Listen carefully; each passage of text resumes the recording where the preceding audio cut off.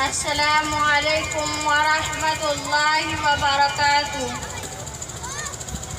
Innal hamdalillah nahmaduhu wa nasta'inuhu wa nastaghfiruh wa na'udzu billahi min shururi anfusina wa min sayyiati a'malina.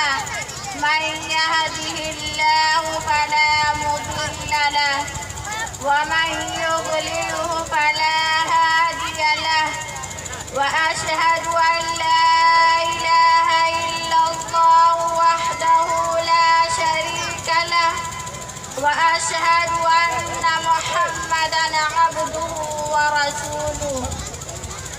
يا أيها الذين آمنوا اتقوا الله حق تقاته ولا تموتن إلا وأنتم مسلمون.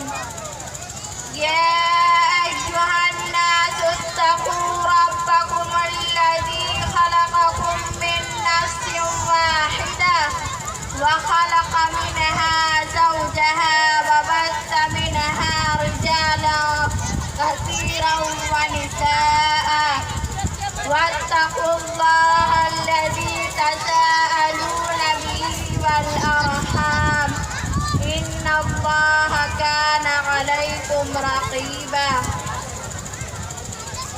يا أيها الذين آمنوا اتقوا الله وقولوا قولا سديدا يصلح لكم أعمالكم ويغفر لكم ذنوبكم ومن يطع الله ورسوله فقد فاز فوزا عظيما. أما بعد فإن خير الحديث كتاب الله وخير الهدي هدي محمد صلى الله عليه وسلم وشر الأمور محدثاتها وكل محدثة بدعة وكل بدعة ضلالة وكل ضلالة في النار. أيها المستمعون والمستمعات السلام عليكم ورحمة الله وبركاته.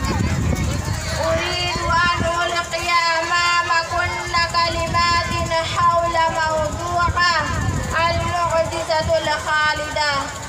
إخواني وأخواني في الله، القرآن الكريم هو كتاب الله الخالق وحجة البالغة على الناس جميعا.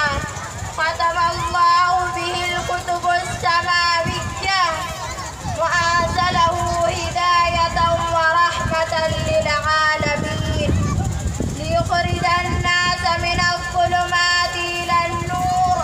وقد اقتضت حكمته سبحانه وتعالى أن يكون نزوله في أعظم الأزمان وأشرف الشهور كما قال تعالى: شهر رمضان الذي أنزل فيه القرآن هدى للناس وبينات من الهدى والفرقان وهو معجزة عظيمة ومعجزة خالدة إلى يوم القيامة كما قال تعالى: إنا نحن نزلنا الذكرى وإنا له لحافظون.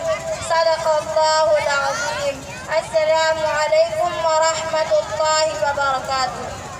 Waalaikumsalam warahmatullahi wabarakatuh.